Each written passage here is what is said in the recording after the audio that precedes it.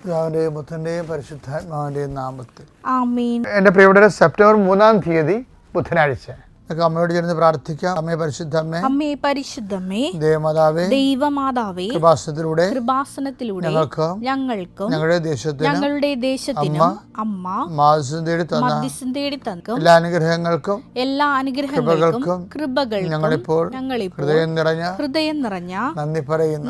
അമ്മേ പരിശുദ്ധമ്മേ, ദേവമാതാവേ, 2004 ഡിസംബർ 7 ഉച്ചകഴിഞ്ഞ് 2:30 കൃപാസനത്തിൽ സംഭവിച്ച അമ്മയുടെ പ്രത്യക്ഷപ്പെടലിനെ കുറിച്ച് തിരുസഭയ്ക്ക് സമർപ്പിച്ചിരിക്കുന്ന പഠനരേഖകളുടെ മേൽ സഭാത്മകമായ പഠനം ആരംഭിക്കുവാൻ ഞങ്ങൾ പ്രാർത്ഥിക്കുന്നു. അമ്മേ പരിശുദ്ധമ്മേ, ഭൂസ്വർലോകങ്ങളുടെ രാജ്ഞിയായ അങ്ങേയ്ക്ക് ഭൗമസംരക്ഷണത്തിനായി പ്രപഞ്ച പ്രകൃതിയെ തന്നെ തിരുസഭ പ്രതിഷ്ഠിക്കുവാൻ ഈ പ്രത്യക്ഷീകരണം വഴി ഇടയാക്കണമേ. പരിശുദ്ധമ്മേ, ജപമാല മാതാവേ, സകല കൃപാസനം പ്രാർത്ഥനകളോടും ചേർത്ത് ഞങ്ങളിപ്പോൾ പ്രാർത്ഥിക്കുന്ന ഈ കുടുംബത്തിന്റെ പ്രത്യേക നിയോഗം. മക്കളെ,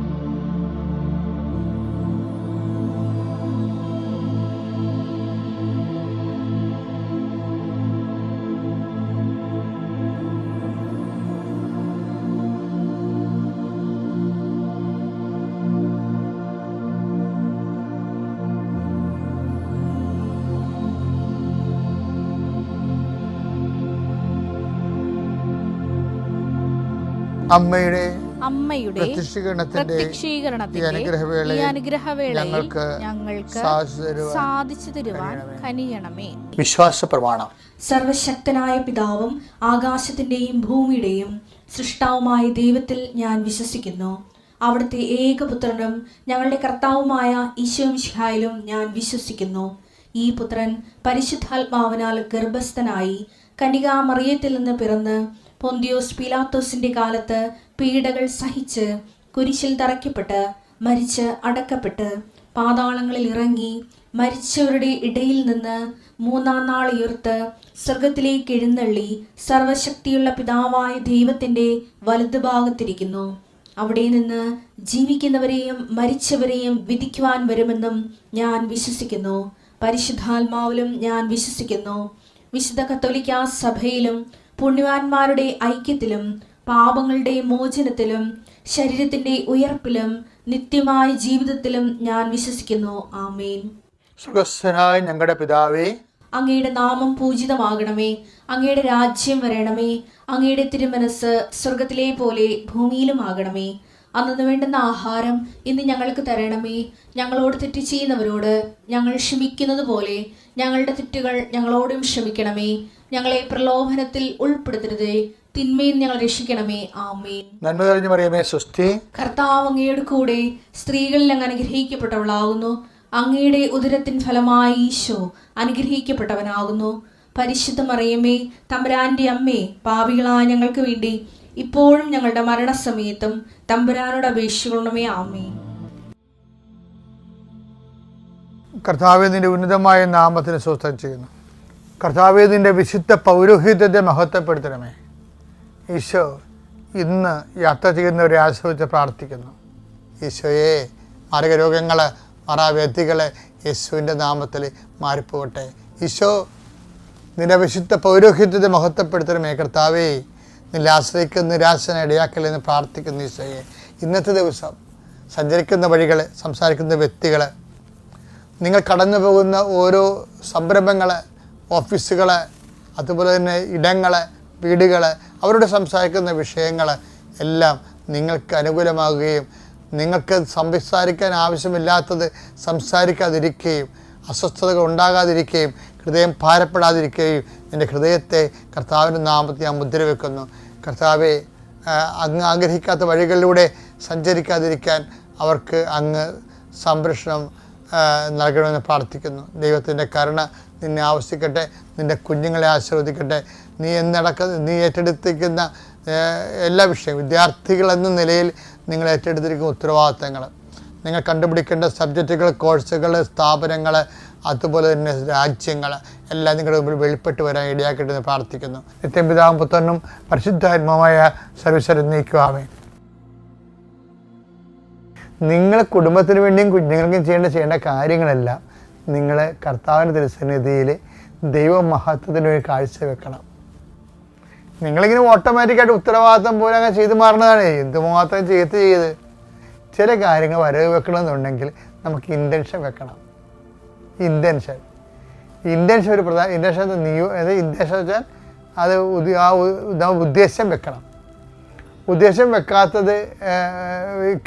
ഇപ്പം അണക്കെട്ടില്ലാത്ത നദികൾ എന്ത് സംഭവിക്കും? നല്ല വെള്ളം ഒഴുകി കടലിൽ പോയി ഉപ്പുവെള്ളമായി മാറും. അതുപോലെ നിയോഗം എന്ന് പറയണത്, നമ്മളിത് ഇന്ന ഇൻറ്റൻഷനോട് കൂടിയാണ് ഇത് ചെയ്യണത്, കർത്താവിൻ്റെ നാമത്തിൻ്റെ മഹത്വത്തിനാണ് എന്ന് നമ്മൾ ഇൻറ്റൻഷൻ വെച്ചാൽ ദൈവനാമം മഹത്വപ്പെടണം, സുവിശേഷം വ്യാപരിക്കണം, വിശ്വാസം കൈമാറണം. കർത്താവ് എൻ്റെ കഷ്ടപ്പാട്, നമ്മൾ കഷ്ടപ്പാടിനെ കുറിച്ച് എപ്പോഴും പറയും. ഞാൻ കെട്ടിവന്ന കാലം മുതൽ കിടന്ന് അലയണാണെന്ന് പറയും. എൻ്റെ മകളെ കെട്ടിവന്ന കാലം മുതൽ നീ അലച്ചിലാണെങ്കിൽ ഇന്ന് നീ ഒരു മദർ തെരേസയാകേണ്ട ആളാണ്. എന്താ കാര്യം? നീ ഇതൊന്നും കാഴ്ചവെച്ചിട്ടില്ല. ഇൻറ്റൻഷൻ എന്ന് പറഞ്ഞാൽ എന്താണ്? കാഴ്ചവെപ്പാണ്. നമുക്ക് കാഴ്ചവെക്കുന്നെങ്കിൽ വിശുദ്ധരാകണമെങ്കിൽ നമുക്ക് വിശുദ്ധിയുടെ മേഖലയെ വ്യാപരിച്ചിട്ട് ആ രീതിയിലുള്ള ഒരു സൊല്യൂഷൻ അല്ല. ഓരോരുത്തർക്കും അവരവരായ ഇടങ്ങളിലാണ് വിശുദ്ധിയിലേക്ക് വളരാൻ കഴിയണത്. ഇപ്പം ചില വീടുകളിൽ, ഞാനൊരു വീട്ടിൽ ചെന്നപ്പോൾ പറയും, എൻ്റെ അമ്മായിയമ്മയായിട്ട് ഞാൻ 14 വർഷമാണ് അവർ കിടപ്പ്, ഈ മലമൂത്ര വിസർജനം എല്ലാം കട്ടിലായി. എൻ്റെ അനിയത്തിൻ്റെ മനസ്സമ്മതത്തിന് പോലും പോകാൻ ഒത്തില്ല എന്ന് പറയും. അപ്പോൾ അമ്മായിയമ്മയ്ക്ക് അവിടെ പ്രാധാന്യത്തോടെയാണ് പറയണത്. പക്ഷേ ആ സാധനം മുഴുവൻ ഇവർക്ക് പൊന്നൊരുക്കി, അതൊരു ക്രൂഡ് ഓയിലായിരുന്നു. അതിന് ഏവിയേഷൻ ഓയിലാക്കി മാറ്റുന്നത്, പ്യൂരിഫിക്കേഷൻ നടത്തി കഴിഞ്ഞാൽ അതെങ്ങനെയാണ്? ഇൻറ്റൻഷൻ കാഴ്ചവെപ്പിലൂടെയാണ് പ്യൂരിഫൈ ചെയ്യുക. ഒരു ഇൻറ്റൻഷനെ പ്യൂരിഫൈ ചെയ്യണം. ഇപ്പോൾ നമുക്ക് കിട്ടുന്നത് എന്താണ്? Crude oil. ക്രൂഡ് ഓയിലിനെ നമ്മൾ പ്യൂരിഫൈ ചെയ്യുമ്പോഴാണ് ഡീസൽ, പെട്രോൾ, ഏവിയേഷൻ ഓയിൽ, വിമാനം പറപ്പിക്കുന്ന ഏവിയേഷൻ ഓയിലായിട്ട് മാറണത്. അതുപോലെ തന്നെയാണ് നമ്മുടെ കഷ്ടപ്പാടാണ് നമുക്ക് ക്രൂഡ് ഓയിൽ കിട്ടണത്.